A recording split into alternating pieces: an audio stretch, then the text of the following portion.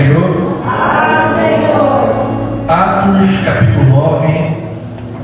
Glória a Jesus. Livro do Atos, capítulo 9. Iremos ler alguns versículos.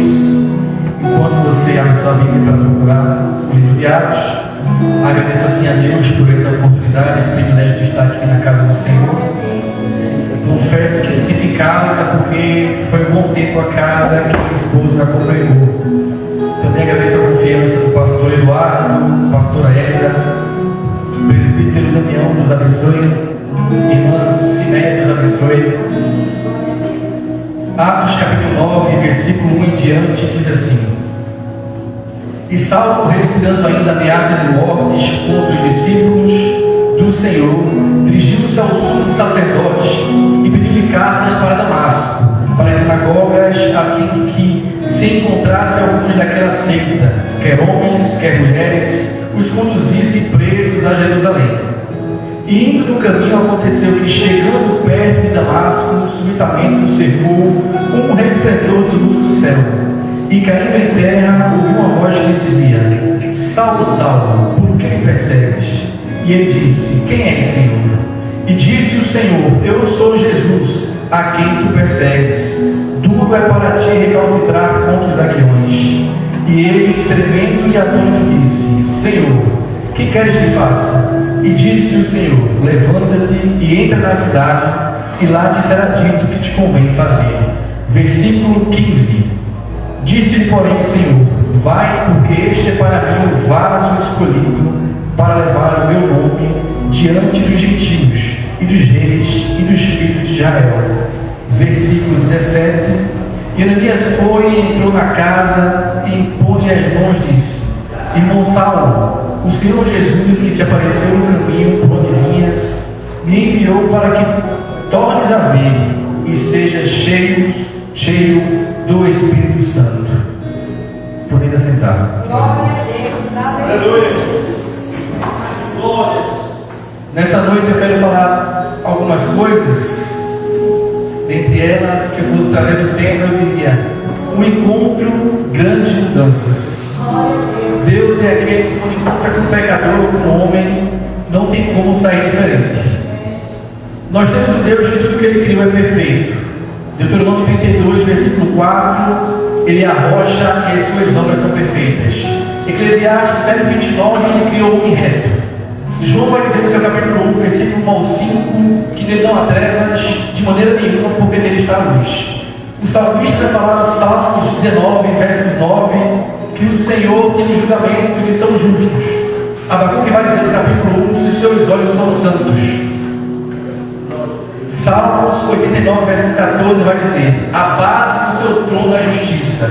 Nós temos um Deus santo, justo e perfeito. Quando o livro dos Gênesis ele é avaliado e a criação é acabada, Deus vai dizer, Gênesis 1:31, tudo que eu criei é muito bom. Como pode Deus, que cria tudo perfeito, criar um homem perfeito e esse homem vir a pecar? Eu quero falar sobre o encontro e grandes mudanças. Para podermos entender sobre esse encontro, vamos ao livro de Gênesis. Há um encontro ali, Deus e Adão. A gente sabe que no jardim em si, Deus visitava Adão diariamente.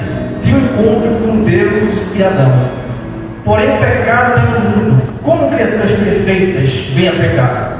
Deus cria criaturas perfeitas, mas elas são livres. E o mau uso da liberdade faz com que o mal entre no mundo. Se falarmos que Deus criou o mal, estamos manchando o caráter de Deus, puro, santo e justo. Deus não criou o mal, mas criou criaturas com potencial para pecar. E o mau uso da liberdade fez com que o homem caísse, a mulher caísse e em seguida o homem.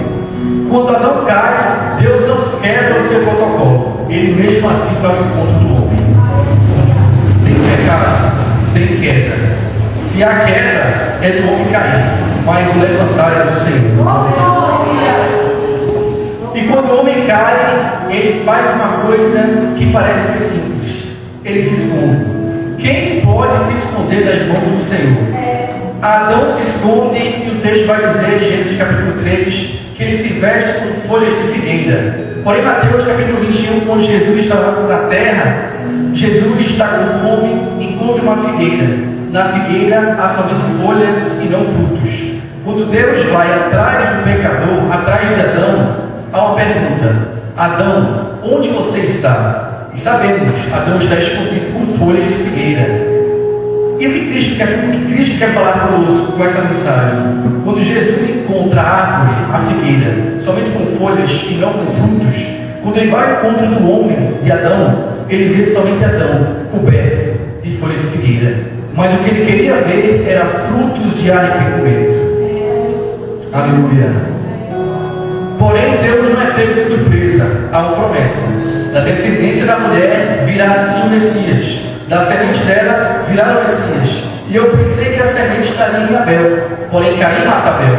Então a semente está em Sete, porque Adão já era Sete, e Sete já era um filho chamado Enos, Enos já era um filho chamado Canaã, Canaã já era um filho chamado Maalael, e Maalael já era um filho chamado Jared, Jared já era um filho chamado Enoque, e Enoque andou com Deus e foi transladado ou arrebatado. Aqueles que andam com Deus a qualquer momento, quando a trombeta soar, também serão arrebatados, glória a Deus, ou transladados.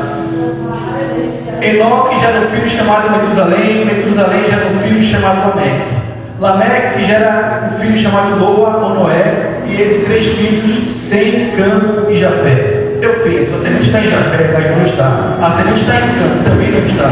A semente está em Sem. E a trajetória dessa família, da semente que virá o Messias, ela perdeu por um caminho meio que escuro, duro. Josué capítulo 24, do 1 ao 4, vai dizer que Abraão está numa terra idólatra, cosmopolita, sofre uma miscigenação, está num ambiente idólatra. Deus desceu lá para ter um encontro com Abraão. Eu olho para Abraão, eu vejo um homem idólatra. Deus vê uma nação. É porque Deus não vê como o homem vê. Aleluia. Quando Deus vai ao encontro de Abraão, há uma promessa. Gênesis capítulo 12: sai da terra, da tua parentela, para uma terra que eu te mostrarei.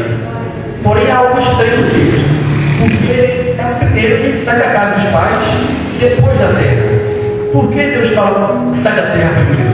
Porque primeiro Deus quer tirar Abraão do ambiente que incomoda Deus. Se o dos caldeus é uma terra idólatra, então eu tenho que tirar do ambiente que me incomoda. Então sai da terra, que eu tenho experiências maiores. Sai da terra, que eu tenho algo a maior para fazer, Abraão. Sai da terra, que eu tenho algo para fazer na sua vida. Glória a Deus. E a história continua. Deus promete a Abraão um filho, que nós sabemos que será Isaac. Porém, em Gênesis capítulo 18, quando Deus fala que vai ter um filho, a Sara, ou Sarai, ela vai duvidar. Ela vai dizer: posso eu ser mãe nessa idade? Então a resposta do Senhor é: por acaso é algo difícil para eu fazer? Em Romanos, no capítulo 4, Paulo vai escrever: Abraão nos dá um exemplo. Qual que é o exemplo que Abraão nos dá? Verso 17: Abraão creu contra a esperança que seria feito pai de muitas nações, conforme o que lhe foi prometido. Lá no final, do versículo 20, vai dizer e vai trazer um segredo para nós, igreja. Abraão não enfraqueceu a sua fé, mas ele fortaleceu. Qual o segredo? Ele fortaleceu a sua fé dando glória a Deus. Está difícil, irmão? Glorifica o Senhor. Está difícil, irmão? Glorifica o nome do Senhor. Está na prova, é dando glória a Deus, que a gente fortalece a nossa fé. Com glória para esse Senhor Jesus nesta noite. Aleluia. Glória a Deus. Abraão sabe, Deus é aquele que cumpre e promete. A José e Deus, aquele que marca encontros para trazer grandes mudanças, agora passa com Isaac e chegamos até Jacó. Jacó também é aquele homem que tem um encontro com Deus. E Jacó no encontro com Deus, literalmente, ele é marcado, porque ele entra assim, normal, e sai assim. Porque não dá para ter um encontro com Deus e continuar sendo ele. Quando Deus encontra Jacó no Val de Jacó, ele faz uma pergunta, porque o texto vai dizer: ele lutou com o varão, ele lutou com Deus. Então, qual a pergunta que o varão, o que Deus faz para Jacó? Qual é o teu nome? E por que Deus faz essa pergunta para Jacó? Porque um tempo atrás, Jacó, achando que era esperto, diante de seu pai, já com vista pesada, o Senhor, ele fala: eu sou Esaú, mas ele era Jacó. Então Deus agora pergunta para ele: quem é você? E ele fala: eu sou Jacó. Nas entrelinhas, ele estava dizendo assim: eu me engano mesmo. E Deus responde: como eu amo a sua sinceridade, não dá para andar comigo e continuar sendo o mesmo. Não mais será Jacó. A partir de hoje é Israel, aquele que vence com Deus. Aleluia! O encontro, grandes mudanças. Não dá para ter um encontro com Deus e ser a mesma pessoa. A história continua e nós chegamos a José, nós sabemos a história. A história passa e chegamos à morte de José. Faraó levanta e escraviza o povo. Porém, Faraó tem medo porque o povo cresce. E quando o povo de Deus cresce, o povo que está aí fora fica com medo. Então começa a colocar leis e coisas que venham tentar atrapalhar o crescimento da igreja. Mas as portas do inferno não prevalecerão. Aleluia. E a história vai dizer que o Faraó, ele dá um decreto. E esse decreto apavora ou assusta toda a nação de Israel. Qual é o decreto? As crianças que nascerem do sexo masculino, as parteiras matam. Porém, judeu não mata judeu. Crente não mata crente. Então, os guerreiros, os soldados de Faraó, eles têm que estar lá. Eles têm que estar lá fiscalizando. Então, as parteiras não matavam e jogavam as crianças no rio. Há um decreto: os filhos do sexo masculino, eles têm que morrer. Porém, em crises, é difícil gerar em crise. As tribos de Zebulon, Naphtali, entre outras, não quer gerar. Porém, Levi, a tribo de Levi, o Odisseia, com um arranjo que repete, fala assim: se ele não quer gerar, nós geramos. Se ele não quer pregar, nós pregamos. Se ele não quer santificar, nós nos santificamos. Se ele não quer evangelizar, nós evangelizamos. Então ele se posiciona: não quer gerar, então nós geramos. Porém, quando nós geramos em crise, tem momento que não dá mais para responder aquilo que Deus colocou na nossa mão. Então o menino cresce, Moisés cresce, não dá mais para responder. Então nós sabemos que ele é colocado naquele cesto e colocado na água do Nilo. Repita comigo: águas do Nilo. As mesmas águas, glória a Deus, que Faraó mandava jogar os meninos para morrer, são essas mesmas águas que Deus vai usar para colocar Moisés dentro do palácio. Deus está usando situações adversas para fazer grandes coisas. Deus está mudando rumos para poder operar com milagres. A visão da gente é morte, mas Deus, nesse caminho, glória a Deus, porque não vai dizer: Deus tem um caminho na tormenta e na tempestade, Ele abre mais. O Senhor tem um caminho até no meio do mar.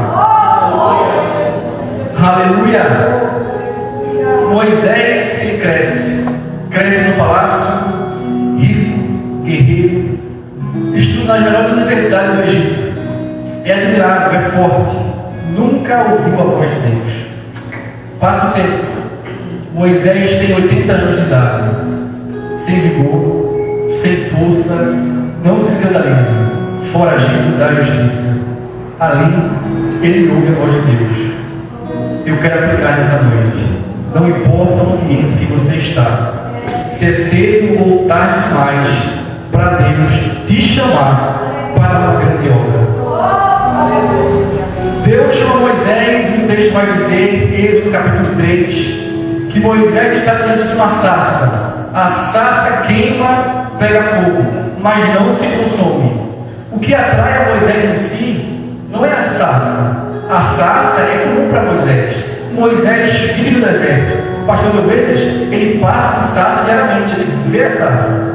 Porém, o fogo que está na sarça, essa sim, chama a atenção de Moisés.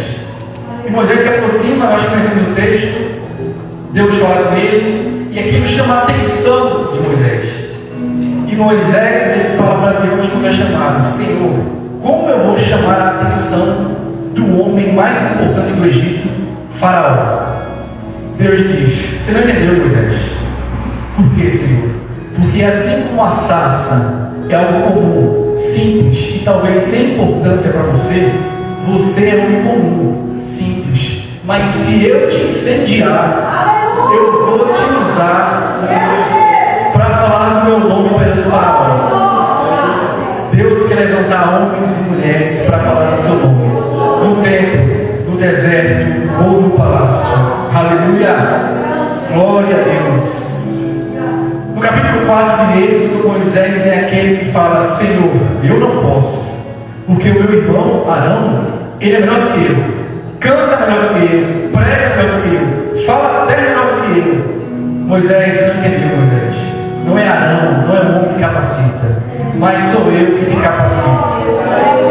Jeremias vai falar: Senhor, eu sou tão jovem. Mas Deus vai dizer assim: eu coloco as minhas palavras na sua boca.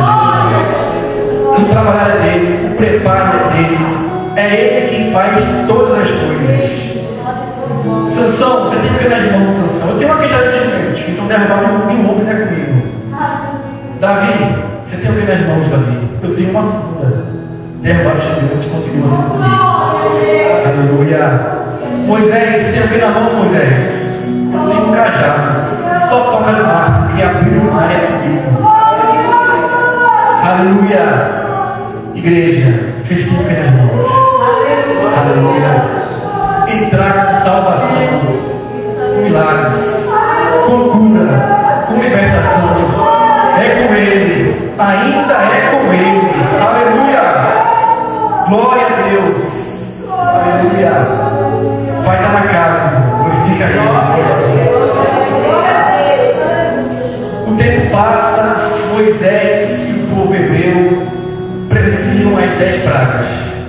As pragas atingem o povo egípcio, mas não atingem quem é hebreu. Eles são libertos, mas para ser libertos tem que ter um sacrifício, e esse sacrifício é de um cordeiro. Se não tem sangue do cordeiro no umbral da porta, não tem libertação. Então o anjo, na última praga, visita aquela cidade entre hebreus e egípcios, e nós sabemos que os primogênitos dos egípcios vão morrer. O povo é liberto porque nós somos libertos pelo sangue do cordeiro. Ele veio como cordeiro, mas na próxima vez a nossa igreja virá como leão. O povo é liberto, está em festa, alegria. A promessa é uma terra prometida que manda leite e mel. A nossa não é uma terra prometida, mas é um céu prometido. João capítulo 14: não se turbe o vosso coração. Credes em Deus, crede também em mim. Na casa do meu pai há muitas moradas. Se não fosse assim, eu não teria vindo, pois vou preparar um lugar. Tem lugar para aquele que serve. Aleluia. Então o povo é liberto e passa pela primeira crise. Diante deles, o mar. Só que eles ouvem um barulho e vem alguém aí. Quem que vem? Então eles olham e falam para Moisés: Moisés, Faraó está vindo. E vem aí com seus exércitos, e a tendência é que ele venha para destruir o povo. Olha para trás, vem Faraó. Na frente, o mar. E agora? O povo chega diante de Moisés e vai dizer: Moisés, será que não tinha sepulcro, túmulos do Egito para morrer? Tu trouxe o povo até aqui para a gente morrer aqui nesse deserto? Moisés, aquele que falou: meu irmão é melhor do que eu, aquele que falou que não podia, aquele que falou que é incapacitado, porque Deus usa realmente os incapacitados. Ele usa os que não são para cumprir os que são. Então Moisés dá uma resposta, porque Moisés criou experiência. Moisés não ficou preso às 10 pragas e aos milagres. Tem muita gente que quer ver milagre, mas experiências têm profundidade. Então Moisés, ele vai dar uma resposta antes de Deus falar com ele. Qual é a resposta de Moisés? Aguarde e verás o livramento que o Senhor nos trará. Você não entendeu? Aguarde e você vai ver o livramento que o Senhor vai fazer.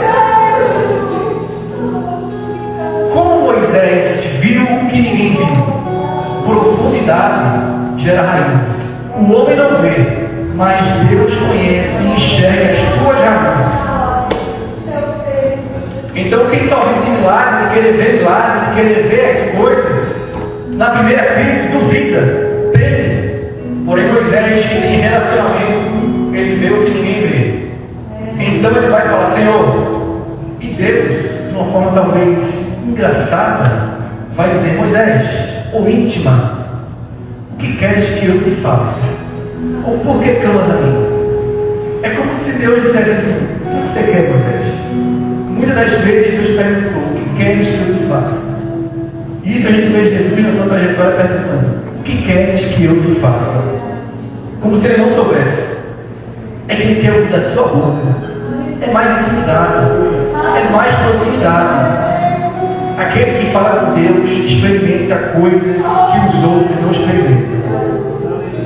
Quer dons, quer batismo, quer renovo, quer milagre, precisamos ter uma vida de intimidade em todo lugar. Então Deus fala para Moisés: diga ao povo de Israel que marche, caminhe, porque eu vou abrir uma porta em meio ao mar. E Deus faz tudo isso, abre a porta em meio ao mar, e esse povo segue caminhando a pés enxutos. A história eu e você sabe. Deus fez grandes coisas na vida daquele povo. Ele vai guiar o povo numa coluna de fogo. Em Êxodo capítulo 3, ele encontra Moisés numa sarça de fogo, enquanto ele, capítulo 13, ele guia o povo numa coluna de fogo. Hebreus vai dizer no seu capítulo 12: ele é fogo consumidor. Mas Levítico capítulo 7 vai dizer que é um fogo, uma chama no altar. Essa queima e não se apaga. 1 Reis vai dizer que responde Elias com fogo. Crônicas 21 ele responde Davi com fogo. Jeremias vai dizer no seu capítulo 12: a sua palavra é fogo. Zacarias vai dizer no capítulo 3: ele é um muro de fogo. Daniel vai dizer que até o seu trono é de fogo. Mateus capítulo 3: eu batizo com águas para arrependimento, mas tem um que vem após mim, que vos batizará com o Espírito Santo e com fogo. Apocalipse capítulo 3: seus olhos são como chama de fogo. Nós temos um Deus fogo consumidor. Lucas 24, no caminho de Emaús, ele passa desapercebido, mas os dois conversam entre si. Quando aquele homem, Cristo Jesus, está conosco, o nosso coração ardia de fogo. Aleluia! O Deus de fogo está na casa. Glória a Deus. Aleluia! Um Deus que marca encontros, faz grandes mudanças. O Deus que está aqui nessa noite, através dessa palavra, penetrando da visão da tua alma, das tuas juntas, das tuas leituras, apta para entender os teus sentimentos, discernir as intenções do teu coração, está aí alcançando você, porque teu coração está pegando fogo. Aleluia! Glorifica esse Senhor que é fogo consumidor. O tempo passa, entrando no Novo Testamento. A biografia de Jesus é escrita em evangelhos: Mateus, Marcos, Lucas e João. Ele tem um encontro com o endemoniado, mas quando tem um encontro com Cristo, ele deixa de ser endemoniado e ele agora vira pregador. Ele prega em Decápolis, prega em 12 cidades. Mas ele também tem um encontro no poço. Deus está em ambientes que ele imagina.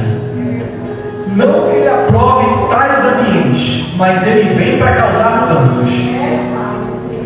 Então no poço, Deus está com aquela mulher conversando, e ela é uma mulher samaritana, esquecida, afastada, porque até os judeus não se comunicam com os samaritanos. João vai dizer: pode ter pecado, mas a graça vai superar a maldade.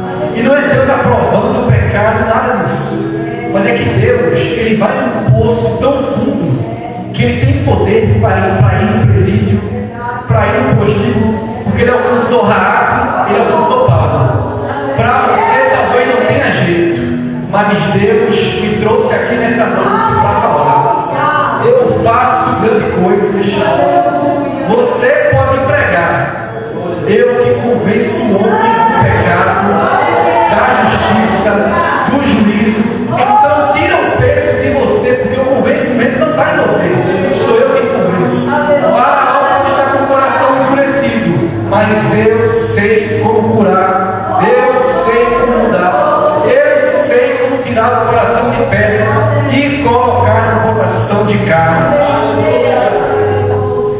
Estou finalizando. Estou encerrando. Deus está falando conosco.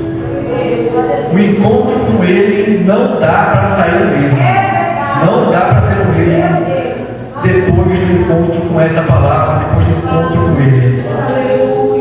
Ele muda a vida da mulher samaritana, mas Ele alcança aquele publicano esquecido. Ele alcança aqueles que estão perdidos. Ele vai dizer que veio para os judeus, mas os judeus não receberam. Então, pelo caminho, ele encontrou um cego, um mudo, um coxo. Ele encontrou uma Raabe, ele encontrou uma Esther, uma Ruth. Ele me encontrou e te encontrou. Os perdidos em Adão, Cristo encontrou e causou mudança. Eu não sei se você nasceu no lar, num berço evangélico, não dizem, mas em um certo momento você tem que ter um encontro com essa palavra. Você tem que ter um encontro com esse Deus que causa mudanças. Cristo morre, ressuscita.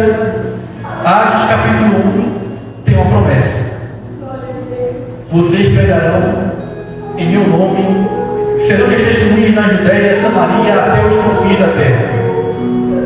Então ele levanta em Atos capítulo 2 um Pedro para pregar na Judéia, mas ele levanta em Atos capítulo 8 um Felipe para pregar em Samaria.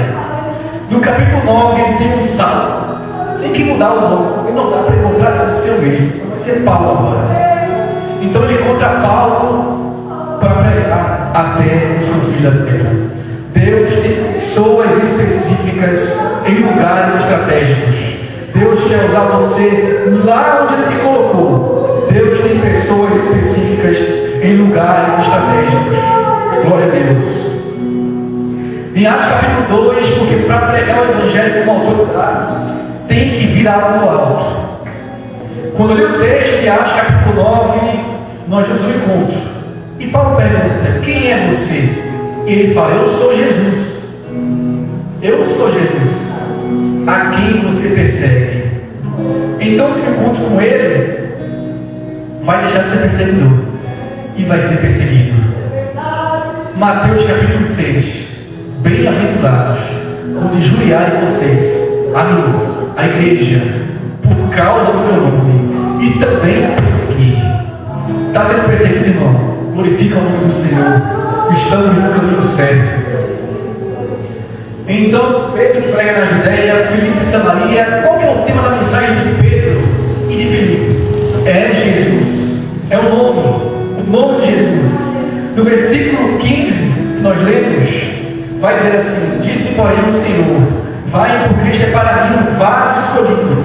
Ananias teve dúvida: como que pode alguém que Atos 9, versículo 8 e 2 vai dizer, persegue a igreja, mata os cristãos, é um criminoso? Ele traz um relatório para Jesus, para Deus: Senhor, Saulo é um criminoso, ele persegue a igreja, será que é ele mesmo? Saulo, Ananias, você não entendeu, Ananias? Para você é tudo isso, mas para mim ele é um vaso escolhido. Deus não desiste daquele que a gente já desistiu. Aleluia. Mas a minha intenção, Ananias, é que ele se levante e proclame o meu nome. A minha intenção é que ele fale do meu nome. Na pregação de Pedro, de Filipe, é Jesus no centro. Pedro fala: aquele que ressuscitou, morreu, ressuscitou Cristo. A mensagem de Pedro é Jesus Cristo. Atos capítulo 8, Filipe prega essa matéria. Qual que é a mensagem? Meu grupo lê Isaías e ele fala: Isaías está falando de Jesus, está falando de Cristo. Queremos salvação? Colocamos Jesus no centro, falamos de Jesus. Ele é o tema principal da mensagem. Em Atos 3, tem um corpo na porta. templo, tem um coxo na porta do templo, e eu penso que ele queria ser curado. Só que o pedido dele é: me dá uma esmola. Ele não pede cura, ele pede uma esmola. Então, ele pede uma esmola e Deus, e João e Pedro, que vai até o templo, o coxo sabe. A igreja tem oferta. Se tem oferta, eu estou lá para pedir a minha esmola. Então Pedro e João vai dizer para ele: prata e ouro eu não tenho, mas eu tenho um nome. Que nome é esse? Em nome de Jesus. Em nome de Jesus, levanta e anda. Em nome de Jesus, levanta, anda. O texto vai dizer: ele levantou, pulou e saltou e adorou. Em meio milagres, tem muitos que pulam, saltam, mas o difícil é fazer como o coxo, adorar. Aleluia.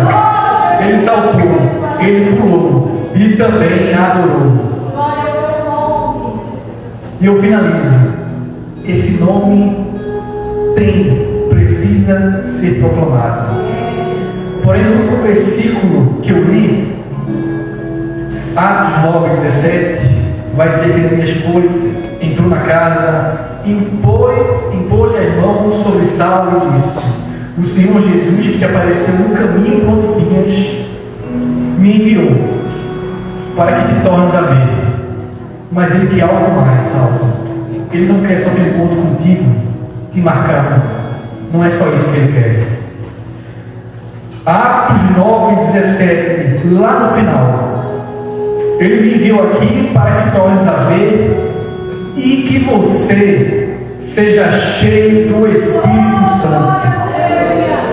No encontro com Deus, aleluia.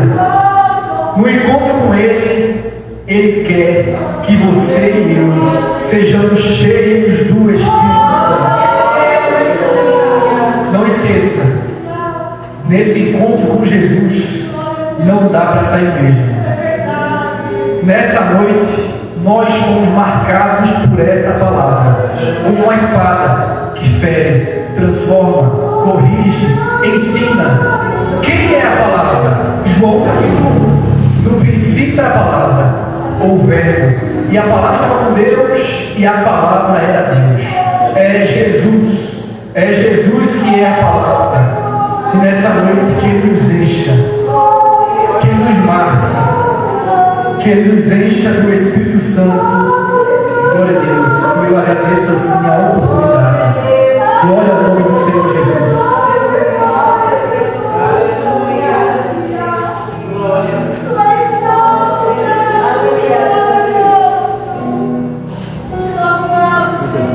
Glória a Jesus. Graças a Deus, né, irmãos? Palavra abençoada. Deus abençoe o Felipe. Deus continue te usando.